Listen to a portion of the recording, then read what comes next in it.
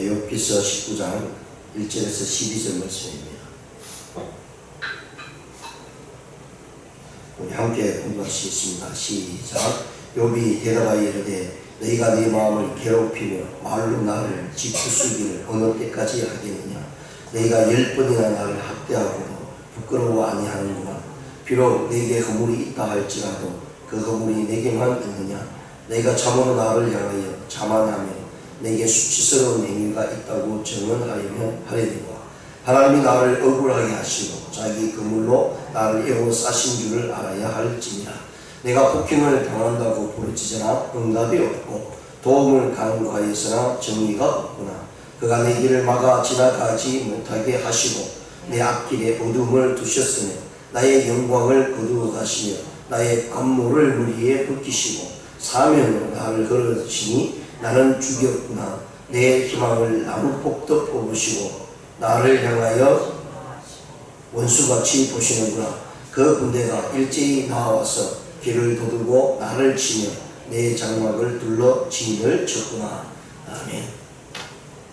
오늘 본말씀 1절에서 12절에 있는 말씀을 가지고요, 친구를 반박하는 욥과 하나님이 주신 고난이라는 제목으로 말씀을 생각해 보는 시간을 갖겠습니다. 자, 욥과 친구들은 두 번째 대화를 통해서 그들의 논쟁을 나타나고 있는 것이 더욱더 심한 모습으로 나갑니다. 처음에는 이 세 친구가 어느 쪽에서 보면 욥에 대해서 윤력을 하고 또 위에 욥의 그 아픈 부분들을 함께 하려고 하는 모습이 조금은 있었습니다. 근데 지나면 지날수록 시간이 지나면서 서로 간에 있어서 적대적이고 난폭한 대화 속으로 빠져나가는 것을 우리가 볼 수가 있고요. 그리고 엘리바스와 빌닷이 말하는 그 모든 주제나 어투를 보더라도 그러한 모습이 현저하게 나타나는 모습을 제 앞에서 보았습니다. 정말 위로하고 동정 어린 마음으로 회개를 권면하는 그런 모습이 언영 중에 있었지만 결국은 욥에 대한 잘못과 욥에 대한 죄악에 대해서 계속해서 친구들이 이야기하고 있을 때 욥 역시 마찬가지로 친구들이 자기의 모습을 전혀 이해하지 못한 것에 대해서 반박하고요. 그리고 더 나아가서 그들을 질타하는 그런 모습으로 욥의 모습이 나타나고 있는 것을 보게 됩니다. 자, 그러면서 오늘 본문 말씀 그리고 이 19장 전체의 흐름을 보면 욥이 정말 어둡고 이제 절망적인 참담함 속에 있는 것을 보게 됩니다. 그래서 많은 학자들은 이 욥기서 40장의 가장 클라이막스가 19장에 나타난다. 그러니까 욥이 절정을 이루는 자기의 고통과 고난을 이기지 못하고 결국은 이 고통과 고난이 누구로부터 왔나를 대해서 욥이 고백하고 있다는 사실을 이야기를 해주고 있습니다. 그래서 욥은 그런 어려움 속에서도요, 처음에는 이 친구들을 대해서 반박하고 또 오늘 본문도 마찬가지로 빌닷이 행했던 그런 말 속에 자기들이 자기에 대해서 너무나 모르고 자기에 대해서 너무나 비관적인 모습으로 자기를 대하는 그런 모습 속에서 욥 역시 마찬가지로 절망 속에 있었지만은 친구들 향해서 자신의 모습을 대변하는 그런 모습으로 나타내주고 있다는 것을 살펴볼 수가 있고요. 그러면서 고난으로 인한 욥의 절망과 그 가운데 희미하게 남아 욥이 소망이 나타나고 있다는 사실, 이 모든 것이 결국은 하나님으로부터 왔다라고 하는 그런 모습을 인정해 나갈 때 욥이요 자기 믿음의 신앙을 지켜나갈 수 있다는 사실입니다. 그렇습니다. 하나님께서 나에게 주신 어려움과 고통이라고 느끼고 깨닫는다면, 왜냐하면 살아계신 하나님을 믿고 있는 그런 상태에 있어요. 그렇다면 이것이 세상이나 사람을 위해서 오지 않고 내 악한 모습에서 오지 않았다면 하나님께서 분명한 뜻이 있기에 나에게 주셨다라고 하는 그런 믿음의 모습이 욥 안에서 이제 일어나기 시작했다는 사실을 오늘 성경 이 본 말씀을 통해서 볼 수가 있습니다. 그래서 이와 같이 욥의 심리적인 상태의 갈등 상태를 치밀하게 언급하고 있는 것이 바로 19장 전체의 내용이고요. 그래서 19장 전체의 내용을 보면 1절에서 6절까지는 친구들의 불친절한 태도에 대한 이 불평하는 욥의 모습, 반박하는 욥의 모습이 나오고요. 7절에서 12절까지는 하나님께서 주신 고난이다 라는 것입니다. 너희들이 아무리 반박해도 내가 죄악으로 말미암아 나타나는 고난이 아니고 하나님께서 나에게 주신 고난이다 라고 하는 사실을 욥이 고백하면서 친구들에게 이야기하는 내용입니다. 그러면서 13절에서 22절까지는요,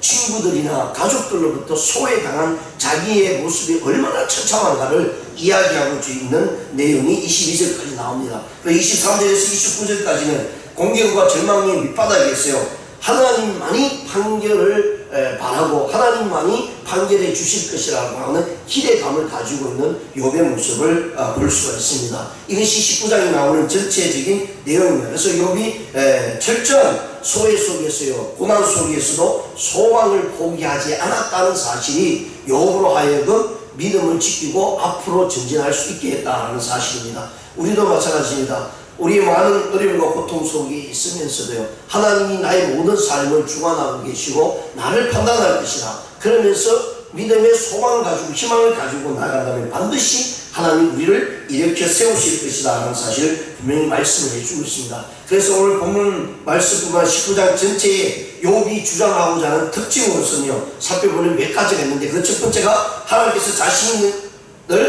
고난에 빠지게 했다고 하는 생각이 아주 강하게 나타나고 있다는 것입니다. 그러니까 자기 잘못이 아니라, 내 죄악이 아니라 하나님께서 나를 이 고난 속에 빠뜨리셨다는 사실을 분명히 깨닫게 된다는 것입니다. 그렇게 됨으로 인해서 그 모든 책임이 어떻게 보면 하나님께로 있다라고 하는 은연중에 그런 모습이 있지만은, 그러나 욥에게서는 그 하나님이 그 고난상에 나를 빠뜨렸다면 내가 하나님을 배반하지 않고 하나님 앞에 나갈 때 하나님께서 반드시 건져주실 것이다 라고 하는 그런 모습이 분명히 나타나고 있습니다. 그 다음에 두 번째는요, 인간에게까지 배신당하고 소외받는 자의 참담한 모습이 드러납니다. 왜냐하면 하나님으로부터 나타나는 그 주신 고난 속에서 주위에 있는 많은 사람들이요, 자기를 외면합니다. 자기를 비난합니다. 자기를 비판합니다. 그런 고난과 소외당한 그런 모습 속에서요, 엄청난 어려움과 고통을 당하고 있다는 사실을 이야기합니다. 육신적인 고통, 밖으로부터 나타나는 그런 많은 고난이 있었지만, 그것보다도 주위에 있는 사람이 한 사람 한 사람 두 사람 계속해서 자기를 비난하고 자기를 떠나가고 자기로 하여금 완전히 외면당하게 해버리는 그런 속에 참담함이 욥 안에 드리워졌다는 사실을 말씀합니다. 그 다음에 세 번째는요, 구속자에 대한 욥의 새로운 기대감이 나타납니다. 그래서 19장 전체 뒤쪽으로 가면 갈수록 이제 이 욥은 하나님으로부터 받은 이 고난이 하나님께서 어떻게 자기를 나타낼 것이고 승리 가운데 이끌어갈 것이라는 욥이 하나님을 향한 새로운 기대감을 가지고 있다는 사실을 말씀을 해주고 있습니다. 자, 그렇다면 오늘 본 말씀 1절에서 12절에 있는 말씀 두 부분으로 나누자면 1절에서 6절까지는 바로 욥이 친구들, 즉 빌닷에 대한 불평과 또 질타하는 그런 모습이 나오고요, 반박하는 모습이 나오고요, 그 다음에 7절에서 12절까지는 하나님께서 주신 고난이라고 하는 것을 그대로 고백하고 있는 내용입니다. 자, 1절에 보시면 욥이 대답하여 이르되 너희가 내 마음을 괴롭히며 말로 나를 짓부시기를 어느 때까지 하겠느냐. 자, 앞에서도 계속 욥이 주장하는 내용은 말로만 자꾸 하지 말라, 말로만 나를 자꾸 잘못되었다 얘기하지 말라, 근거를 보여달라 라고 하는 모습으로 욥이 이제 빌닷에 대해서 이야기를 해주고 있습니다. 친구들에 대해서. 우리는 계속해서 뭔가를 추측하면서 이야기를 하려고 하죠. 어떤 분명한 정인과 분명한 증거를 통해서 이야기를 하면 그것이 분명하게 나타날 수 있었는데요, 그럴 것이다, 너는 이렇게 해서 이 결과가 나왔다라고 하는 그런 추측에 의한 결과에 맞춰서 이야기할 때 굉장히 괴로움을 당할 수밖에 없다는 얘기입니다. 그래서 이 욥이 친구들에게서 제발 마음을 괴롭게 하지 말라, 너희들이 말한 것이 나를 하여금 완전히 짓궂게 하고 나의 마음과 나의 생각들 다 없게 만드는 것이다, 언제까지 그렇게 계속해서 행동하겠느냐라고 하는 욥의 이 빌닷에 대한 반박을 하는 모습입니다. 자, 이 3절에 보시면요, 너희가 10번이나 나를 학대하고도 부끄러워 아니하는구나. 비록 내 허물이 있다 할지라도 그 허물이 내게만 있느냐. 너희가 참으로 나를 향하여 자만하며 내게서 주시는 힘과 있다고 증언하려면 하려니와 하나님이 나를 억울하게 하시고 자기 허물로 나를 에워싸신 줄을 알아야 할지니라. 자, 욥의 세 친구들이 욥에 대해서 계속해서 질타하고요, 또 학대하는 그런 모습으로 나타날 때 욥도 분명히 할 말이 있었습니다. 자기는 죄악으로 인해서 이런 일이 일어나지 않았다는 본인이 분명히 알거든. 그렇다면 반대적으로 얘기하면 뭐라고 하냐면, 비록 내게 허물이 있다 할지라도, 만약에 내가 비록 어려운 허물이 있다, 그러면 너희들은 뭐냐? 나는 의로운 사람으로 살았고 그래서 하나님께서 엄청난 축복을 주셨다는데 너희들은 알지 않느냐? 그러면 나에게도 허물이 그렇게 많이 있다면 너희들은 허물이 없느냐? 라는 식으로 반박하고 있다는 얘기입니다. 그렇습니다. 우리가 자칫 잘못하면 누군가를 판단하고 비판할 때에 나의 허물들은 전혀 생각하지 않죠. 그래서 신약 성경을 통해서 예수님께서 하시는 말씀이 네 눈에 있는 들보를 보라. 남의 눈에 있는 티를 보지 말고 네 눈에 있는 들보를 보라 라고 이렇게 말씀하시는 것을 우리가 볼 수 있습니다. 지금 욥이 그러한 심정입니다. 나에게도 비록 교물이 있다면 너희들은 그러면 어떻겠느냐 이렇게 얘기하면서요, 참으로 나를 향하는 그런 자만하며 내게 수치스러운 행위가 있다고 증언하려면 하여보라 라고 얘기합니다. 너희들이 나의 이런 잘못된 모습들이 나타낼 수 있는 증거들이나 증언들이 있으면 얘기해보라 라고 이야기합니다. 그러면서 욥이 주장하고 있는 것은요, 결국은 이 모든 것은 하나님이 다 아신다 라고 하는 표현입니다. 결국은 이 모든 어려움과 고통은 하나님께서 나에게 주신 것이다 라고 하는 그런 고백을 통해서 말씀해 주고 있는 것입니다. 그리고 7절에서 이제 12절까지는 그런 가운데 친구들을 향해서 내 이 고난은 그냥 내가 잘못된 모습으로 악한 모습으로 나타난 것이 아니고 하나님께서 나에게 향하신 무엇인가 뜻이 있고 그래서 이 고난이 하나님으로부터 왔다라고 하는 것을 고백해 주고 있는 내용을 볼 수 있습니다. 내가 폭행을 당한다고 부르짖으나 응답이 없고 도움을 간구하였으나 정의가 없구나. 그가 내 길을 막아 지나가지 못하게 하시고 내 앞길에 어둠을 두셨으며 나의 영광을 거두어 가시며 나의 관모를 위에 벗기시고 사면으로 나를 걸으시니 나는 죽었구나. 내 희망을 나무 뽑듯 뽑으시고 나를 향하여 진노하고 원수같이 보시는구나.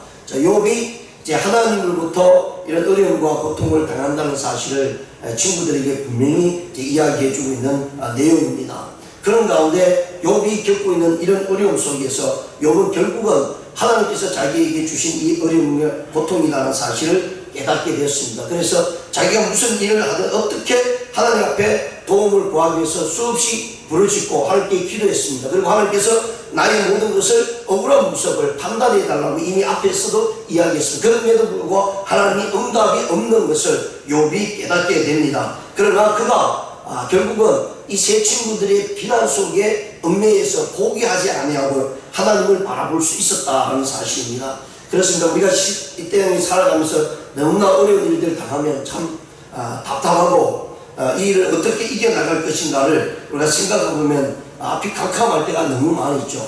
그럴 때 우리는 포기할 때가 너무나 많이 있습니다. 아무런 희망이 없고 소망이 없으면 내가 꼭 이렇게 살아야 되는가, 내가 꼭 이렇게 많은 사람들로부터 비난을 받아야 되는가, 그런 것을 당하다 보면 결국은 견디지 못하고 자기 생명을 끊어버리는 이들이 너무나 많이 있는 것을 보게 됩니다.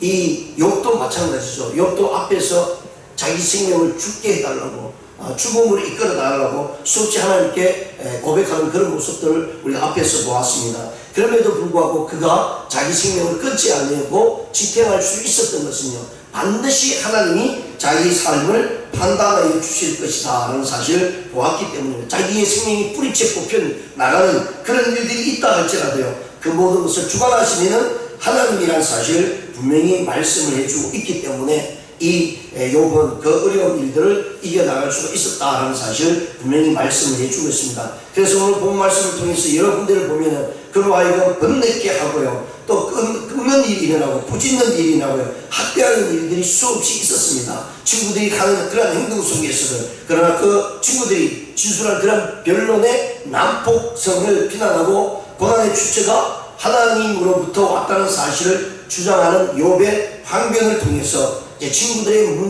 문제에 대해서 참견하지 말라라고 하는 그런 모습으로 나타나고 있습니다. 그리고 이 모든 것은 하나님이 그 모든 사실들을 또 내게 당한 일들을 이야기할 것이다 라고 이렇게 말씀해 주고 있는 욥의 모습을 볼 수 있습니다.